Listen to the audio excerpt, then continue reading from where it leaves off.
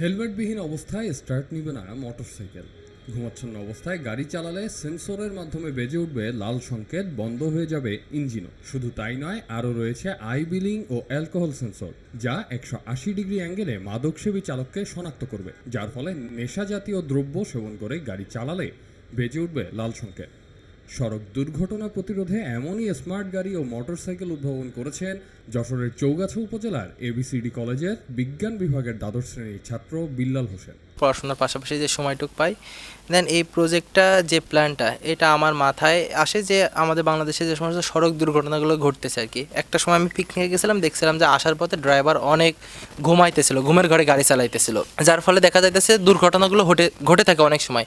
তো সেই প্রবলেমটা আমি চিন্তা করি যে এটা কীভাবে সলভ করা যায়। 2016 সালে ষষ্ঠ শ্রেণীতে পড়াকালে বৈদ্যুতিক ট্রেন তৈরির মাধ্যমে শুরু হয় বিল্লালের উদ্ভাবনী প্রজেক্ট।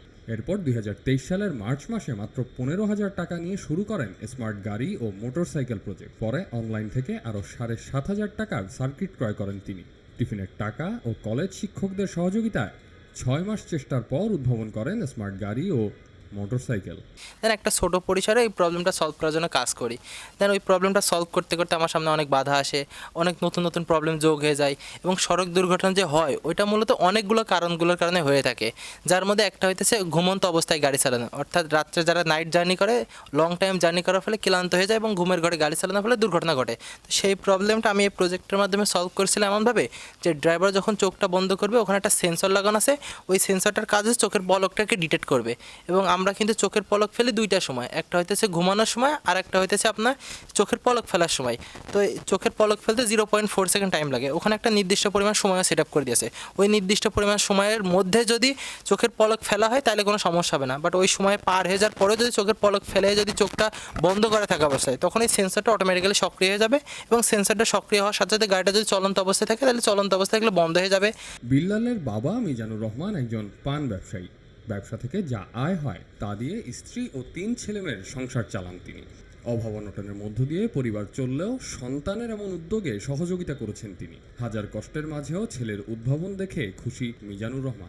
বিষয় গবেষণা করে তো আমি ছোটোখাটো একটা পানের দোকানদার, এতে যা আমার আয় উপার্জন হয়, আমি ছেলেটাকে লেখাপড়া শিখাই, সংসার টাউনে পরে সংসার আছে, সংসার চালাই।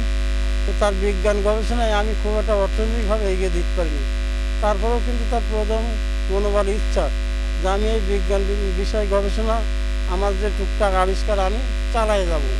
তো আমি অর্থনৈতিকভাবে খুব একটা পেরে দিই না, তারপরেও সমাজের বিত্তবানদের কাছে আমি আহ্বান জানাচ্ছি যে আপনারা সবাই থেকেই তাকে একটু অর্থনৈতিকভাবে সাহায্য সহযোগিতা করেন, সে বিজ্ঞান বিষয় আরও এগোবে, দেশের কল্যাণ বয়ে আনবে। বিল্লাল হোসেন জানান, বাণিজ্যিকভাবে ডিভাইসটি তৈরি করতে খরচ পড়বে 50 থেকে 60,000 টাকা। এটি ব্যবহার করলে সড়ক দুর্ঘটনা অনেকাংশে কমে যাবে, ফলে অকালে সড়কে আর প্রাণ ঝরবে না, মানুষকে বরণ করতে হবে না পঙ্গুত্বকে। এলো খবরের কাগজ, নিখাদ, নির্ভীক, নিরপেক্ষ।